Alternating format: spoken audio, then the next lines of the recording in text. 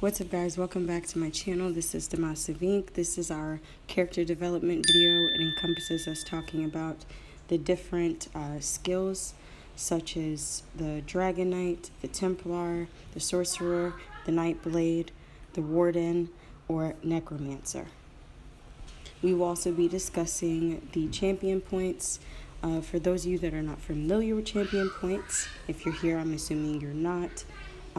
Basically, it's been updated, first of all, and once you reach level 50, you have unlocked champion points. Champion points are crafting, fitness, and warfare. The champion points are meant for Magicka DPS setups, stamina DPS setups, tank setups, healer setups, PvP stamina setups, and PvP Magicka setups. Another important thing we'll be discussing in this video is the DLC list. So this DLC list basically is another part that's important to your character development because it's going to have a lot to do with what's available to you. This is a perfect time to say, if you have not subscribed to ESO Plus, subscribe, because you will get the majority of the games and their content. So I'm going to go by the very first release date, which was back in 2015, was the Imperial City, 2015 Orsinium, 2016 Thieves Guild, 2016 Dark Brotherhood, Shadow of the Hiss 2016, Morrowind 2017, Horns of the Reach 2017, Clockwork City 2017, Dragonbone 2018, Somerset 2018, Wolf Hunter 2018, Muckmire 2018, Wrathstone 2019, Elsewhere 2019, Scalebreaker 2019, Dragonhold 2019, Hearthstone 2020, Greymore 2020, Stonethorn 2020, Markarth 2020, Flames of Ambition 2021, Blackwood 2021, and Waking Flame 2021. Okay, so first we're going to get into the Dragon Knight. I am a Dragon Knight, so personally, I feel like my perspective on the Dragon Knight would be the first one that I should talk about, simply because that's what my character is. I don't have multiple tunes. I have one tune that I wanted to get to 820 CP with before I went to any others. I was just discussing with my husband, asking him, when did I start this tune? Because he got the new Xbox, and then I had to change profiles altogether because I was using his profile on the ESO account. So I gave up the character that I had and created this one on a different console with a new profile. So this Dragon Knight is exclusively what I have, so that's how I can speak more to it, in my opinion, versus the others. I don't want you to think I love the Dragon Knight the most, but it's what I play with. The Ardent Flame skill line is part of the Dragon Knight toolkit and has a focus on offensive abilities in addition to powerful. You can also select passives that boost your power even further. The Ardent Flame skill line is the first out of 3 Dragon Knight focused class skill lines. The generic power skill line is part of the Dragon Knight toolkit and has a focus on defensive abilities, the passive and the generic power skill line. It boosts your defensive capabilities even more.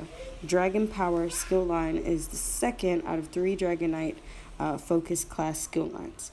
And then there's Earth and Heart. Earth and Heart skill line is part of the Dragon Knight toolkit and has focused on support abilities, passives, allows you to increase the power of yourself and your allies in combat. The Earth and Heart skill line is the third out of 3 Dragon Knight focused class skill lines. I picked the skill line because I felt like it could help everyone else that I was working with. And that's pretty much what it does. That's what it does when I'm doing PvP, and that's what it does when I'm doing dungeons or public dungeons. It helps to make for a reliable character, which is good for character development. So it gets, being 1 out of 10 to me, it gets a 10 being one of the best to start out with if you are a beginner. Now, this particular character, I do often think, should I have made her a sorcerer, because I use a lot of magic. But basically, sorcering is Daedric summoning, Daedric magic, and storm calling. So Daedric summoning skill line is, it's part of the sorcerer toolkit, and it's focused on summoning pets, defensive, offensive abilities, in addition to power abilities. You can also select passives that increase your support capabilities even more so, and the Daedric summoning skill line is the second out of 3 of the sorcerer focus skill line. So the dark magic skill line is a part of the sorcerer's toolkit as well, and has a focus on offensive and supportive abilities in addition to powerful abilities. In addition to powerful abilities, you can also select passives that increase your sustain and support capabilities even more so. So the dark magic skill line is the first out of 3 sorcerer focus skill lines. The storm calling skill line is a part of the sorcerer toolkit as well, and has a focus on offensive and defensive abilities in addition to powerful abilities. You can also select passives that increase your damage and sustain capabilities even more so, and the storm calling skill line is a third out of 3 sorcerer focus skill lines. Then there's the Nightblade. So the assassination skill line is a part of the Nightblade toolkit. It's one of the 3. It's an offensive ability, very powerful, and you can select passives and increase your damage capabilities. And then the assassination is, again, it is I want to say it's the first. Yeah, it's the first out of the skill lines. The shadow skill line is a part of the Nightblade toolkit and has a focus on offensive abilities and stealth gameplay. In addition to powerful abilities, you can also select passives that increase your support capabilities even more so, and the shadow skill line is the second of the Nightblade focus skill lines. The siphoning skill line is a part of the Nightblade toolkit as well, and has a focus on offensive drain abilities and sustainability. In addition to powerful abilities, you can also select passives. So in all these, you're getting you get a passive, and some of them you get an offensive with. That increases your support capabilities and ultimate regeneration even further. The siphoning skill line is the third out of 3 Nightblade focused skill lines. The Templar has 3 as well. They all have 3: Restoring Light, Dawn's Wrath, and Adric Spear. The Adric Spear skill line is part of the Templar toolkit and has a focus on offensive abilities in addition to powerful abilities. You can also select passives that boost your power even further. The Dawn Wrath skill line is part of Templar's toolkit and has a focus on damage and support abilities. The passives in the Dawn's Wrath skill line are focused on buffing yourself and your group even further. The Restoring Light skill line is part of Templar toolkit and has a focus on healing abilities. The passive allows you to increase the power of yourself, healing skills, and even further. The Restoring Light skill line is the third out of 3 Templar focus class skill lines. Okay, so the Warden would be next. Animal Companions, Green Balance, and Winter's Embrace. The Animal Companion skill line is a part of the Warden toolkit and is focused on pets and offensive abilities. In addition to powerful abilities, you can also select passives that increase your damage and sustain capabilities even further. The Animal Companion skill line is the first out of the 3 Warden focused skill lines. The Green Balance skill line is a part of the Warden toolkit and has a focus on healing abilities. In addition to powerful abilities, you can also select passives that increase your healing and sustain capabilities even further. The Winter's Embrace skill line is part of the Warden toolkit and has a focus on defensive and offensive abilities. In addition to powerful abilities, you can also select passives that increase your damage and damage mitigation capabilities even further. The Winter's Embrace skill line is the third out of 3 Warden focus skill lines, Green Balance being the second. The Necromancer. Boy, do I say these are tyrants. Yes, and it's even in one of the names of the skills. Bone Tyrant, Grave Lord, and Living Death. The Bone Tyrant skill line is a part of the Necromancer toolkit and has a focus on defensive abilities in addition to powerful abilities. You can also select passives that increase your defense capabilities even further. The Bone Tyrant skill line is the second out of 3 Necromancer focused skill lines. The Grave Lord skill line is a part of the Necromancer toolkit and has a focus on offensive abilities. In addition to the powerful abilities, you can also select passives that increase your damage and sustain capabilities even further. The Living Death skill line is part of the Necromancer toolkit and has a focus on healing abilities. In addition to powerful abilities, you can also select passives that increase your healing capabilities and ultimate regeneration even further.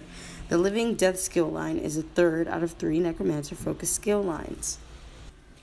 Perfect maybe not. But each one can be perfected so that you can develop your character development, that's what this video is about, to customize your character from beginning to end and have it be the experience that you want the Elder Scrolls to be. My ultimate opinion, just my opinion, is to enjoy the game as you've enjoyed the games in the past. When you go here to this Elder Scrolls ESO world, you are going to be in different zones among a whole bunch of different people. You're going to be learning and experiencing beyond the beyond. Character development would also go into doing the quest and involving yourself more in the game. If you don't complete, there's also achievement. I want to say there's an achievement. It's like 500 quest completion.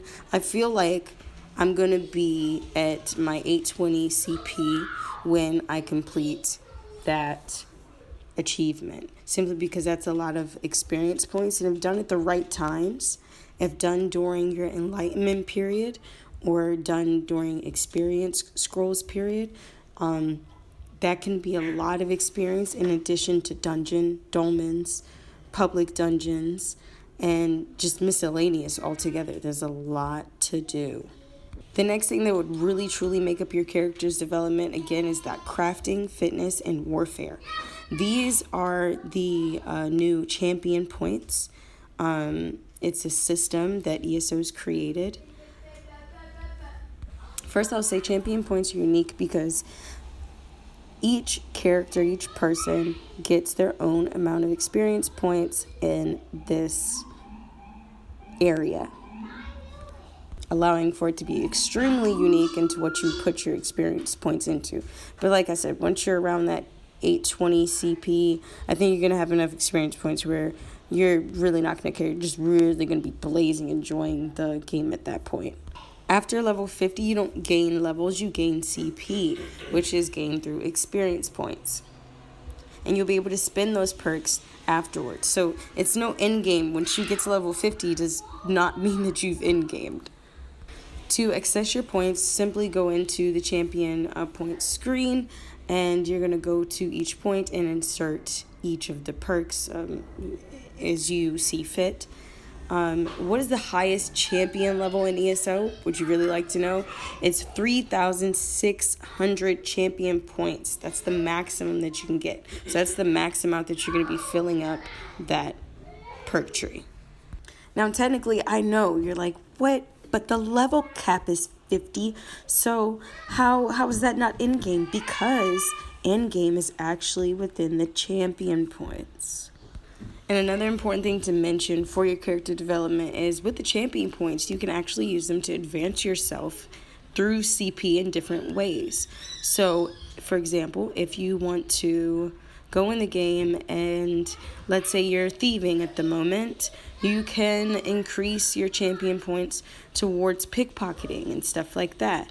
And then go back later and let's say you're playing PvP. You can change those champion points, your skill line sets, not the Templar and stuff like that, but you can change your like weapons and stuff and your magic, basically your combinations. We'll get to the toolbar. But the champion points have all their own uniqueness as well. So let's get into that since I gave you that example. So we'll start with crafting.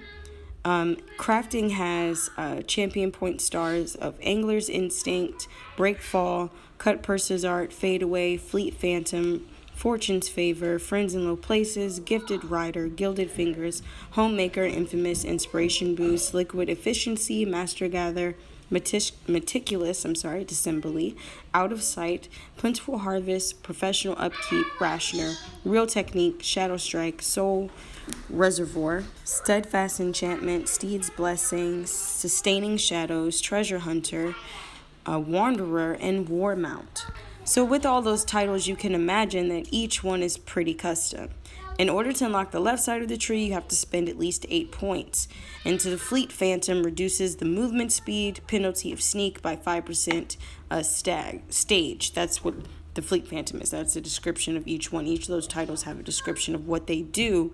And when you're customizing and crafting, in your craft, basically the build unlocks different perks to help you on your quest. So change them often. Grind for money. So the next one we're going to talk about is fitness. So fitness has arcane, alacrity, I guess that's how you say it. I don't know.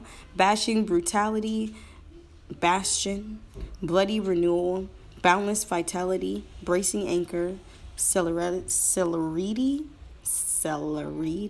okay, defiance, expert, evasion, fortification, fortified, hardened, hasty, hero's vigor, juggernaut, mystic, tenacity, nimble, protector, on guard, pains, refuge, peace of mind, piercing gaze, refreshing stride, rejuvenation, relentless, rousing speed, savage defense, shield master, siphoning spells, slippery, soothing shields, spirit mastery, sprinter, strategic reserve, survival instincts, sustained by suffering, tempered soul, thrill of the hunt, tireless guardian, tumbling, unchained, and ward master. Again, with these titles, you can imagine the description on the different things that you can do. Basically, it offers perks for survivability and sustainability. So if you're Magicka stamina or you have health issues, you're dying too quick, you might want to invest in some of these points in this tree. Last but not least is warfare, okay?